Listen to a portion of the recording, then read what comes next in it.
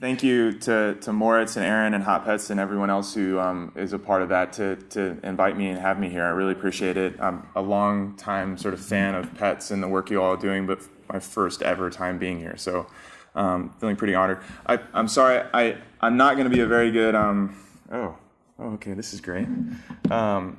As far as the sideshow goes from the technical work you're doing, I'm not going to be I'm not going to visually fulfill you, but I have one or two slides that I'm going to show, mostly because I too much traveling.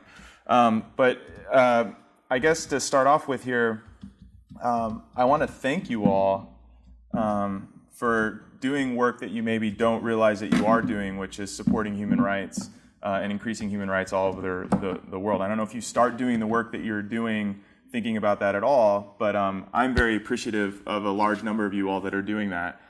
So that is really slide 1 of 2. That was for a second. I don't know if anybody's playing Pokemon Go or not. Probably not in this room that much, but I definitely have set up a profile on my phone to play a little bit, so I've been thinking about it a lot.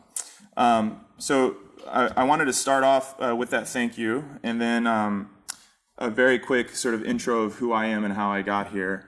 And then I think what we're going to do is I'm going to tell you some stories of some people that I think whose human rights have been.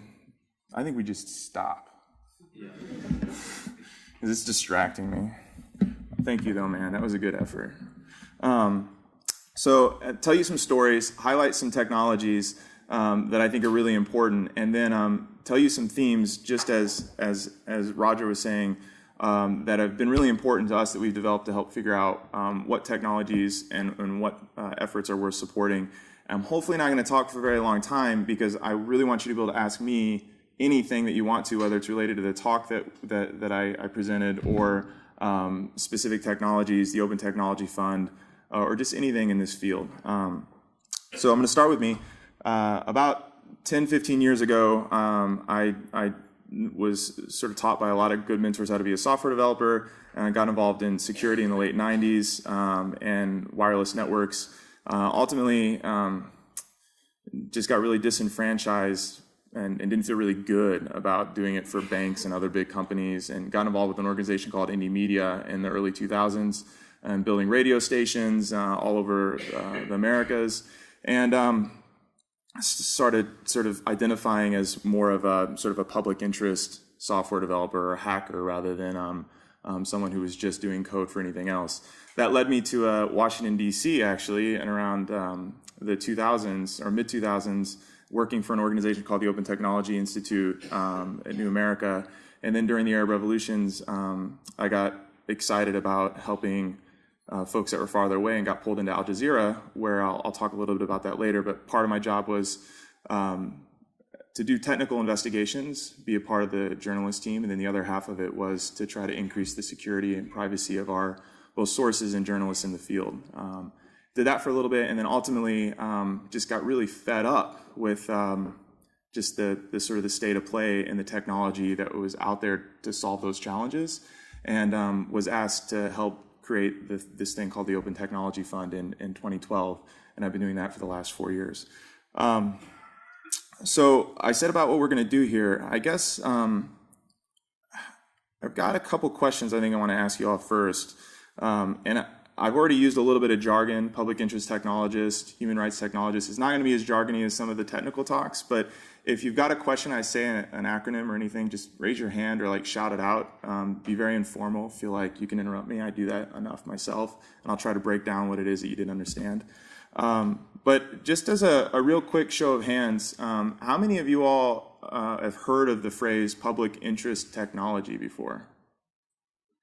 Yeah, okay, good. This is what I have some ideas about you in the room, and I wanted to like validate or break those things down. And then of those like 5, maybe 6 people that raise your hands, how many of you would say that you're a public interest technologist? Okay, so about the same. Yeah, about the same. Okay, and then what about human rights technology? Has anybody heard this phrase used before, human rights technology? About the same, but different hands. This is good. And then as far as a human rights technologist, anybody? A little bit smaller, minus 2 or 3 hands, right? Okay, thank you. Now, so the reason why I bring this up is because like this is sort of a new thing, right? It's like, is this not just a technologist, not just a software developer, not just a cryptographer, but sort of where your motivations are? And so one of the things that I have this assumption about you all in the room is how much more motivated you are for like public interest in human rights, rather than just like sort of the technology itself or privacy is sort of an ideal. And I shouldn't have that. I should be working harder to get more of you to raise your hand so that when I come here as just a guest next year, someone else asks that question, there's more hands in the air. Thank you for that. So I'm going to come back to what Open Technology Fund is. But first, how many of you have heard of Open Technology Fund? Oh, wow. How many of you are getting supported by the Open Technology Fund or have been supported by the Open Technology Fund? What about partners or collaborators? Wow, gives me goosebumps. This is why I can't play poker with the short sleeve shirt, because whenever I get excited or have a good hand or a bad hand, everyone can see it. Well, that makes me, I'm a little bit glowing right now. Y'all, like, that's cool. I didn't realize so many of you all were in the room. And this is just the cost of, and I'll get to this later, of sort of what happened with OTF very recently is there's a lot of people I don't know that I really wish I knew more of that are in rooms like this that just as happens when you start doing more work. Okay, so OTF, we started in 2012. We are predominantly supported by the U.S. government. We receive, we've had a really crazy budget. On one end, it's been like $3 million. Another year, we got $12.75 million.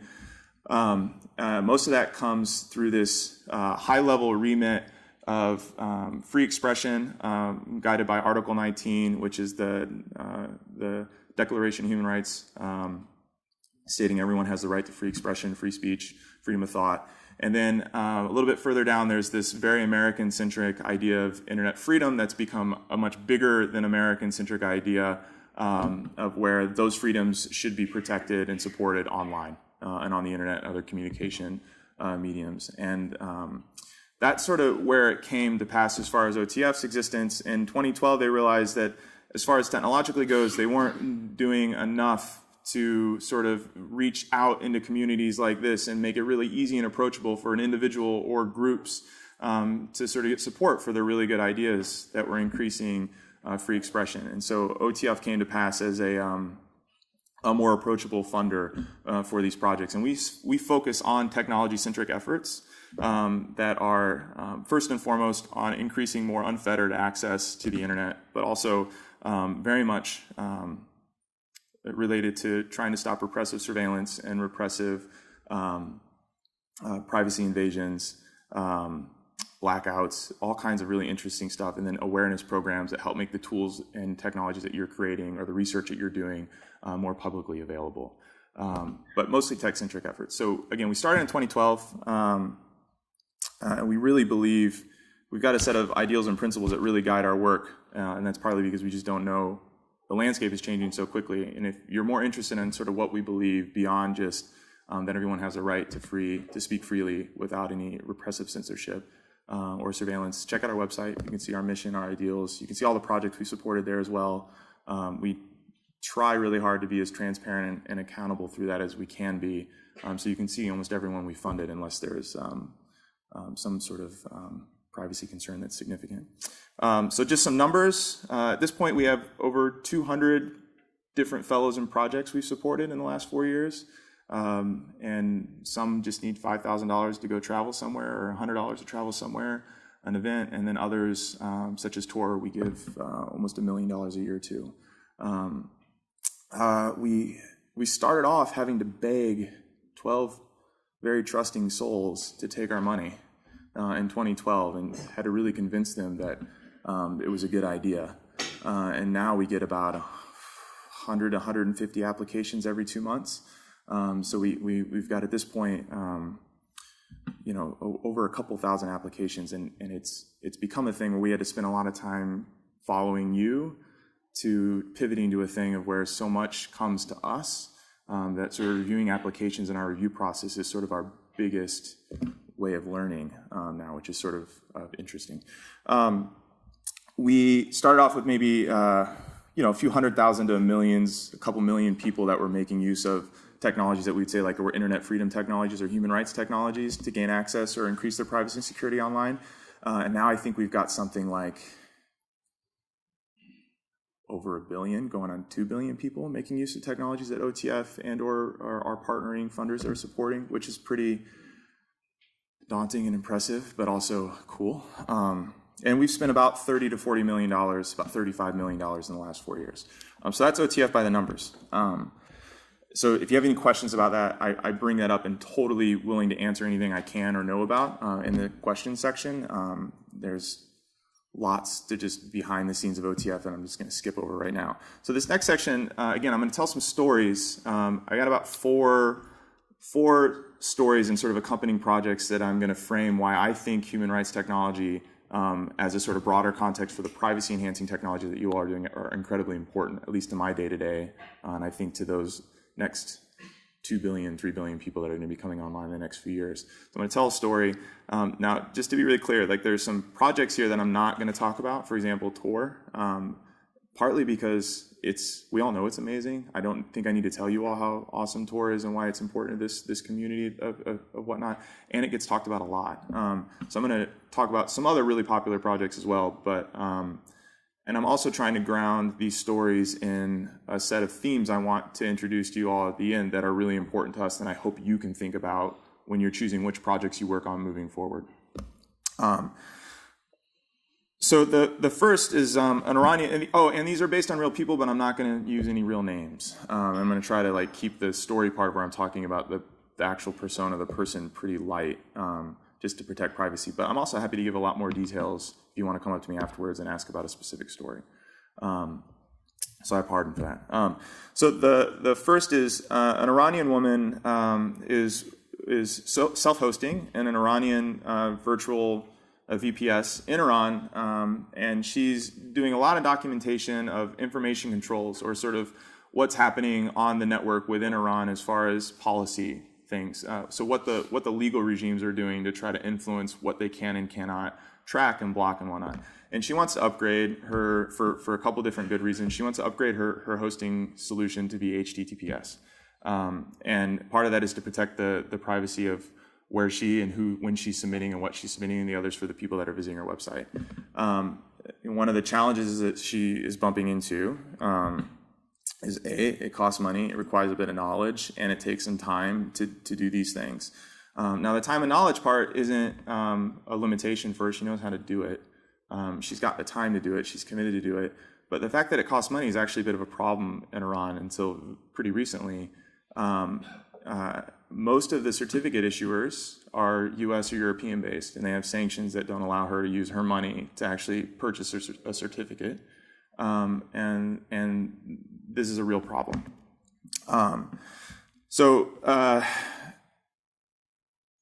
The solution here, at least for her, was, get someone else to purchase it, which sort of wasn't the nicest thing. Wanted to be able to do it herself.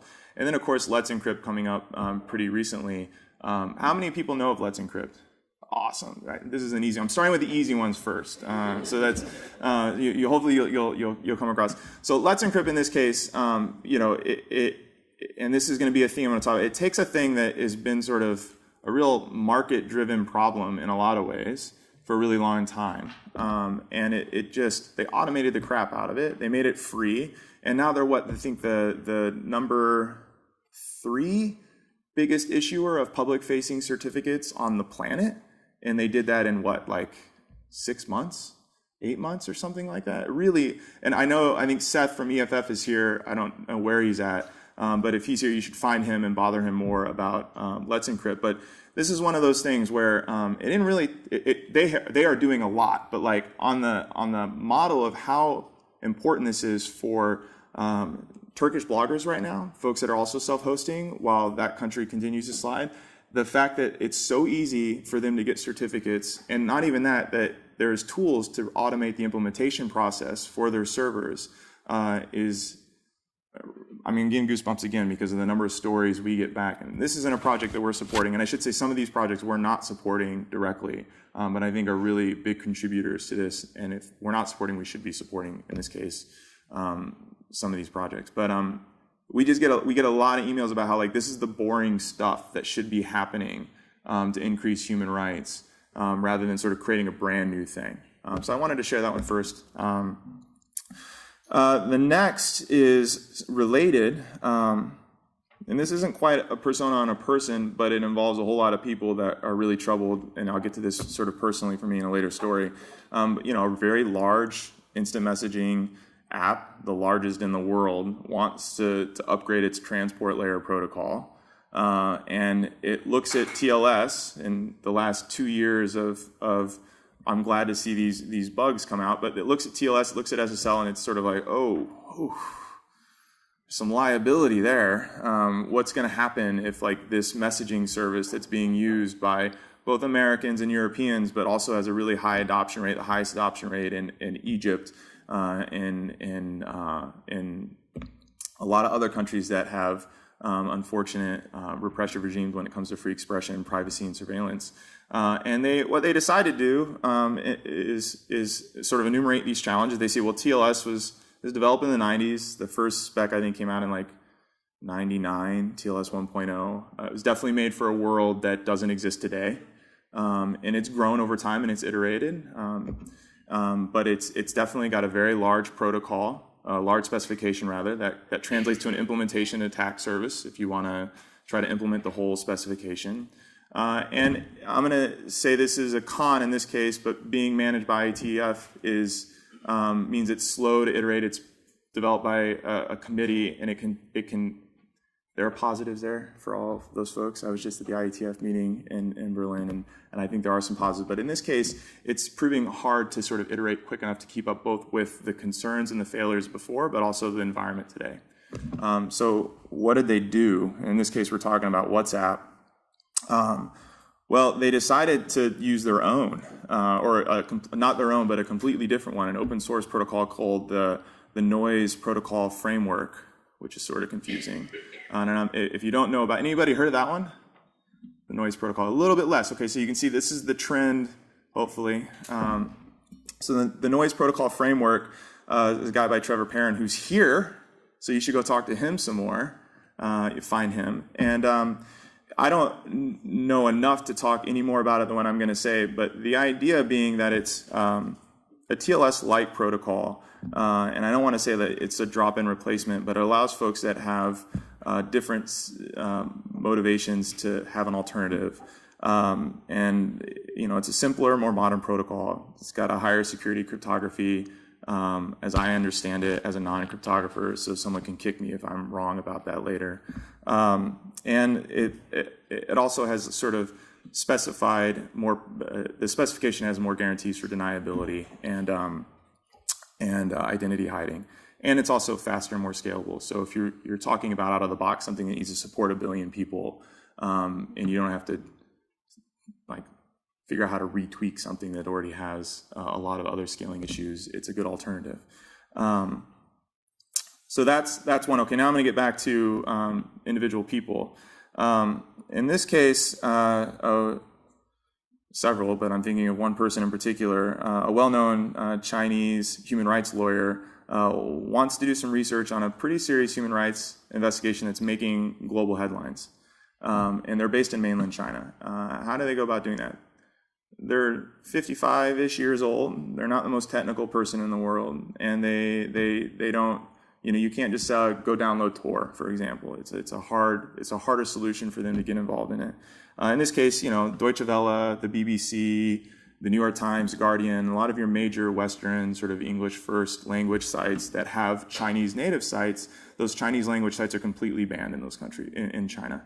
And that's just what it is. Now they have their own English version sites. Typically that front page is unbanned, but stories just sort of don't show up when you search for them, or that you have a link that someone shared you and it was there for them, but it's not there for you, or it's not there for them anymore either. And this is sort of a common thing that just happens in China. So what we're pointing to here is the challenges are very impressive DPI, deep packet inspection, within the Chinese Great Firewall. The heuristics mechanisms are ever improving, as in things that they don't even, the unknown knowns or the known unknowns and known whatever it is that phrase is, like the things that start generating traffic raise alarms to where different things start getting flagged for the human sensors, and it's just incredibly it's incredible and it's horrible, but how quickly they can go about removing things in different mediums, whether it's a WhatsApp message stream, WeChat, or a website, a URL. The selective content filtering is in like the ability to say that the New York Times is available on the front page, but that this embedded URL is not, or like specific content within URLs is not available. The sort of downgrading attacks of taking something that is HTTPS and then sort of refusing to give that connection, forcing the HTTP on a grand scale are all very present.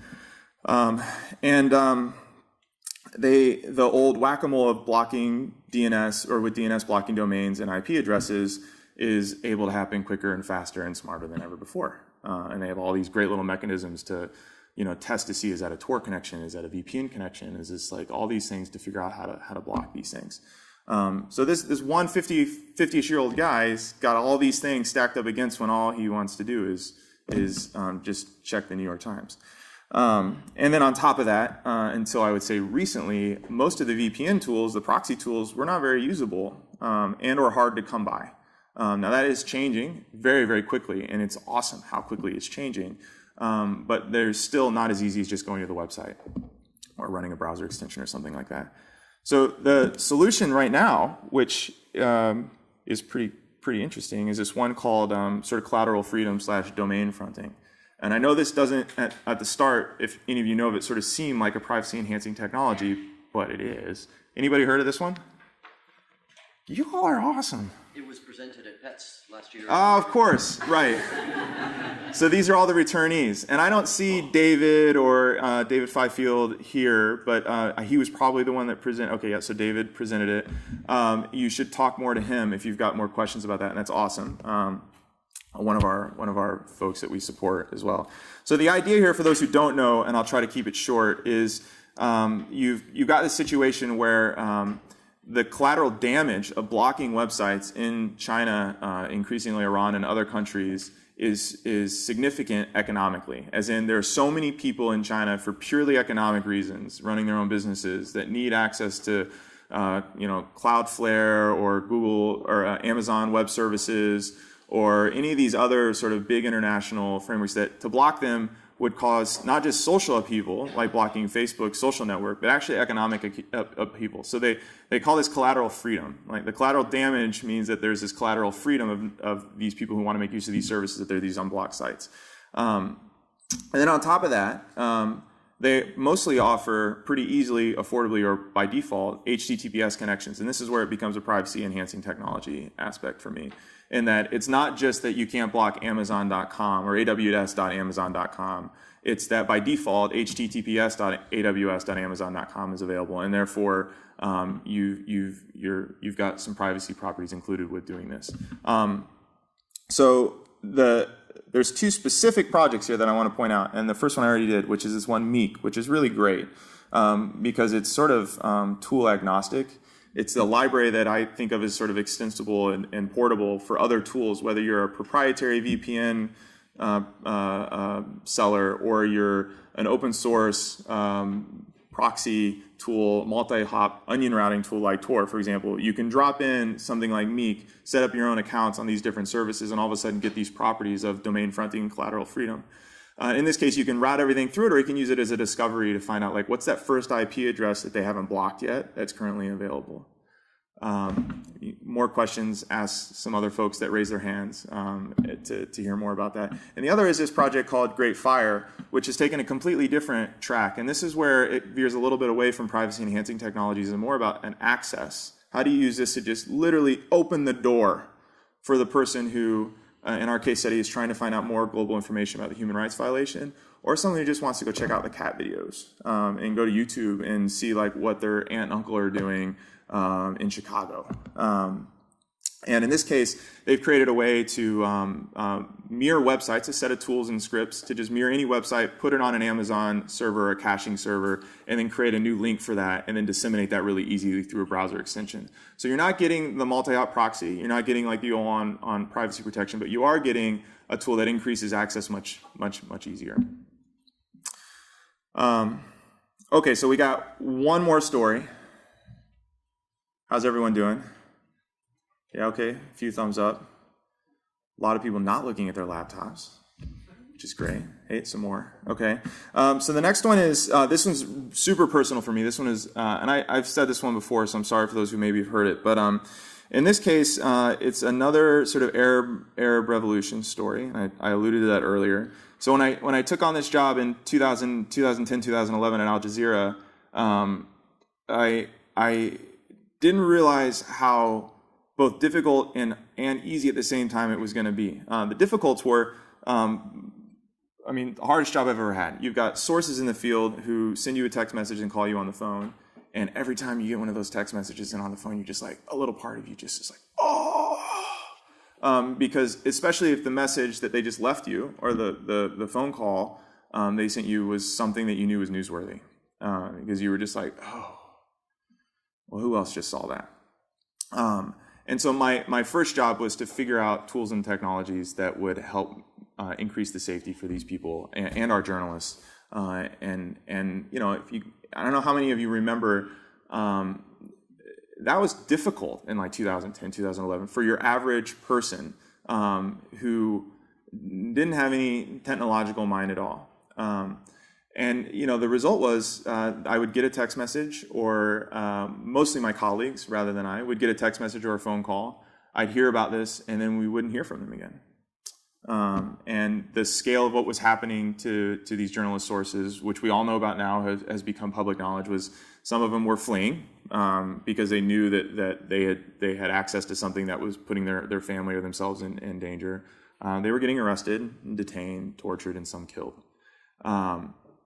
And a completely other story that doesn't have anything to do with me, but when I came into this job, what I find is a little bit lighter heart, as in no one getting tortured, detained, or killed that we know of. But when I took this job, I went and spent some time in Vietnam and had some conversations with some Vietnamese activists who had this sort of lighthearted, sort of, oh, it's just the way it is, no harm done sort of story, where it was, when we first started doing our activism work, these tails would these intelligence officers or local police would just start following us around. They ask us all these questions. Hey, who's that you were talking to? Who's that? Where were you at the other night? And just, and they sort of almost became friendly because they knew who these people were. These people knew a whole lot about them, and they would just sort of expect them there. And then one day they just literally stopped showing up. And the way they were framing the story is like, oh, they sort of missed their tails. Like these people they had developed a relationship with, who they'd spent so much time with over the last like 2-3 years, and they were gone. And what there's a common theme here is, and they were asking us, to validate their assumptions of why they were gone. And of course, this room and now with a lot of disclosures, we know exactly what was going on. We know the capabilities of small and large countries when it comes to surveillance of unencrypted messages. So on the first story, the reason why these sources were disappearing was because they were sending plain text messages, unencrypted phone conversations, and it was really easy for them to be targeted and dealt with by those regimes. And in the case of the Vietnamese, it was really easy to just stop. It was obviously like no longer economical to follow them around all day because they had their phone tracking information. They could read their text messages. They could listen to their voice conversations. And so they would target them, and that would be it. And so coming back to the challenges there. End-to-end encryption on mobile devices at the time just didn't exist, actually, with the exception of you. Some of you are going to know where I'm going, and it's another big one, so this will be an easy one. And this was an early version of TextSecure by Open or by Whisper Systems at the time. And the same was true for the Vietnamese. As soon as they started using TextSecure, this is before we met them, guess who came back around? Their old friends. It was like literally within a week after they all started using TextSecure back in like 2011, 2010. All their friends come back and everyone's like, well, what's this? They're asking the same questions, but not really asking them about this tool that they're using. And partly it's because the people that are following them, they don't really understand at this time even, like there wasn't an understanding that like encryption was happening yet, like it is as part of the public discourse. And only 5 years since. But at the time, that was about as usable as it got. But before that, that was just not an option, end-to-end encryption on a phone. And then if we were honest, and we're still honest, like end-to-end encryption on a computer is not as good as it could. But going back 4 or 5 years, it was also very difficult. Like I think this status quo would have been Enigmail with Thunderbird, which is fine for probably almost everyone in this room or a lot of people in the room. But you all aren't the most important people to be considering when what is usable and what is easy. So in this case, of course, Signal's precursor, text secure, red phone, and ultimately now just Signal doing it all is the technology that we're highlighting here as how useful it's been for human rights purposes, for people that are really on the far end of the spectrum of getting repressed. And I don't need to talk about the advance. I think everyone knows Signal, and of course WhatsApp. I mean, is anybody not? I don't want to do that because I want to call you out. So if you don't know what Signal or the Signal protocol that's being used in WhatsApp, now you've got if you count all the other implementation, you got over 2 billion people making use of a thing. And of course, why is that massively positive? It's normalized encryption on the line, for one thing. It's not just Tor. I think you've got a lot of encryption happening beyond just HTTPS, making it very, very, very easy for some new activists with a new social ideal to not be persecuted and singled out in a way that it was really easy for them to be in just 4 or 5 years ago. So I just wanted to quickly say, again, some other notable projects, because these were just chosen to make some points that I'm going to make here in a second.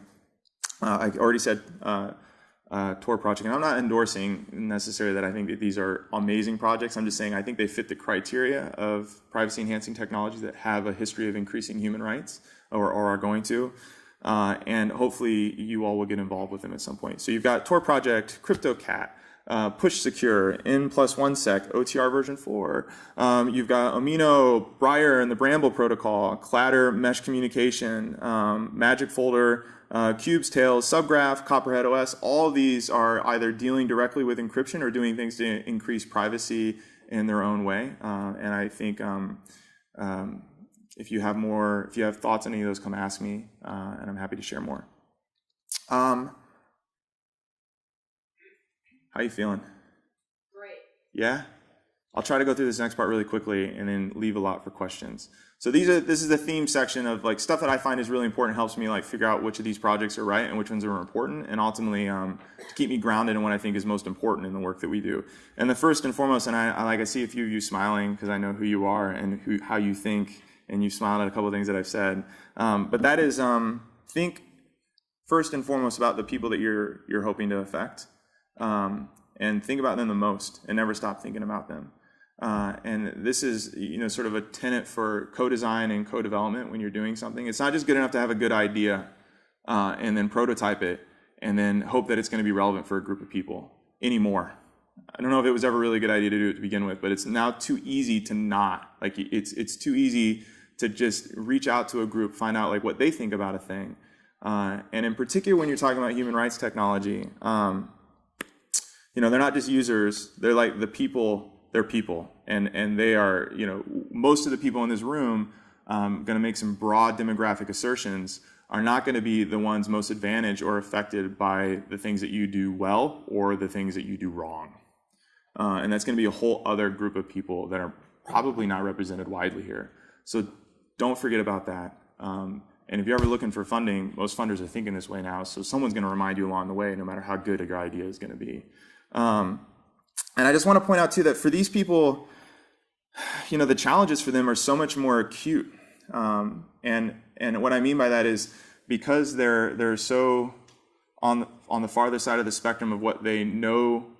When they know something failed, they didn't really know that it failed until a much later thing at the line. And the adversaries here are much more advanced as far as the space between them and the adversaries that they're working with. I might not say that like the Zimbabwe government is as advanced as the Vietnamese or the Chinese or the American, but the space between the Zimbabwe government's capabilities now with off-the-shelf like hacky team sort of things that are now available for a government that doesn't have a lot of money to the average citizen in Zimbabwe, is huge, bigger than it's ever been in the last maybe 10, 15 years since this technology to surveil oppressively and censor oppressively has become available. So the costs are much greater if you get it wrong. And so because of that, you just think about who you're trying to help and don't just stop at thinking about them. Try to figure out how to make them a part of the design process of the architectures you're developing. And even better yet, make them part of the development process so that they're there along the way. And if you can't, have a good reason why you can't, because there are some out there. The next point I want to talk about is this. I don't. Does anybody else think in like geometric shapes when you're thinking about ideas, like squares, circles, triangles? Yeah, things like that. Okay. Yeah. I've been thinking a lot about triangles, and one triangle in particular. Thanks to a couple of people in the audience who've let me soundboard this off them in the last few days. But in this case, I wish I had. I'm sorry I don't have a picture. You shouldn't talk about geometric shapes and not have a picture. But in this one, it's a triangle of things that are really important when we're ever thinking about whether a technology is worth supporting within the context of human right technology. And at a very high level, it's power, it's rights, power, and people. And I know that sounds like, well, whatever, but let me break it down in a little bit deeper. So in this case, the rights for this conference and like the room in the context of what we're talking about is privacy. That's the right to privacy. And in this case, let's go technologically on power and think about architecture first, and then think of, say, like centralized versus decentralized. So like this is like a technological architecture that can shift power. And it has a direct effect to power. And then if you go to the other corner, and some of you that have been around for longer will probably have like, well, this is a thing. I know that this is, and tell me if it is. And then the other is people, and in technological terms, again, we think about scale. And it's not just like scale to like 7 billion people. It might be you only need to affect like 10 people's lives, and you need to do it really well. And so that's why that is a higher level thing of people rather than sort of like numbers of people. So let's just take a couple examples, right? So Signal, for example. Where does it fit on that triangle, right? So when it comes to rights, well, it's definitely increasing encrypted communication and the privacy of people in a way that very few other projects were doing. Was it doing it in a novel or like the most advanced way that we know? No. Well, so behind the scenes, as far as like supporting asynchronous communication, yes. But as far as like deniability and like, knowledge of keys and other things like that, it's not all the way on that, but it's definitely over there. And as far as people, is it a protocol that scales to billions of people? Well, yes. So we've not really seen anything like that in instant messaging before. So it fits over here. Now, what about power? Well, so it's if we use my example of Arch and centralization versus decentralization, well, it's a centralized tool. And it's definitely centralizing power around like Google, push service and Apple's push service and the Open Whisper server, and then of course WhatsApp. It's all Facebook, so it's not really shifting the power in architecture terms all that much. So it actually fits like over here. It's very useful on sort of, and the reason why I think about that is because like in my view of the world, at least, I want a balance of those three things on the triangle. So if we put all of our eggs in a basket, we're not really shifting power to the people we care a lot about. Now another example that's sort of more new is this project called IPFS, Interplanetary File System. Anybody? Cool. This is a fun one. You should look this one up. So IPFS is a server, well, hopefully a serverless, especially if they finish the JavaScript implementation fully, a serverless distributed file system built on, it's got BitTorrent behind the scene of it. It's got all kinds of good stuff. I'm going to stop right there. But they've got a prototype called Orbit, which is a chat app. So I'm going to compare Orbit to Signal in this case. So in this case, not really any encryption on top of the app at all outside of an HTTPS session. So not doing a whole lot on privacy. Now you look at power, the fact that it's server free and it can be booted up in a JavaScript or a browser extension and doesn't have a centralized server except for the one that offers up that JavaScript, that's really doing something for power dynamics there. And then you look at the other side of people and it can theoretically scale pretty far. So that's an interesting one, sort of the other side of the another side of the triangle. So I just wanted to point that out as like a thing we think a lot about. And then it's shortening up. The old versus new, let's just compare, say, Let's Encrypt versus the noise protocol framework. You've got Let's Encrypt, which is taking an old thing that needs to be done better, and it's scaling it up like crazy and automating the crap out of it, and it's keeping it around. You've got something like noise, which is saying, well, TLS 1.3, maybe that'll answer our problems, but we're not going to wait around for it. So we're just going to presume it doesn't exist. We're going to create a new thing. We're constantly trying to balance those things out as well and like have people prove to us the case for why they chose an old versus new solution. The same is true for like standards and protocols, IETF versus posting your thing on GitHub, or learning and sharing traditional education versus like open peer learning, and I think a lot of, where you all sit on both sides. And then the last two things, first thing is like open source everything. There's just no excuse for it. And I don't have to say that to this crowd, so I'm not going to go into like the advantages and benefits of it. But you'd just be surprised how many people apply to the Open Technology Fund and want like a proprietary license for their intellectual property. And we're just like, are you crazy? It's just not, it's not what we are. And it's not what we believe in. So, I think there's a lot of advantages there. If you want to go toe-to-toe with me on that, I'm happy to talk about it. And then I finally want to say, OTF isn't just about supporting things that aren't through the traditional sort of academic peer review process. We got like 30, 40 papers at this point that we're responsible for supporting people to publish through conferences like PETs, USNICS, and other academic places, and we love that. And I just want to like really give a nod to everyone out there who's doing that work of sticking in that space from theoretical to practical and not necessarily getting into the implementation and giving yourself that like sort of satisfaction. Maybe you're not into it. Because like every one of these projects that I've mentioned, we're talking about trying to solve stuff that are 2 to 3 years out but are problems of the day. These papers they all have a paper or 5 that are the basis for what they're doing that were written 5, 10 years ago. And I just want to acknowledge and say thank you for that as well. And then I'm going to stop right there, very hard cut, and say thank you again for supporting human rights. And I really appreciate your work. I love following what you all are doing, and I'm looking forward to getting more from you in the future. And any questions?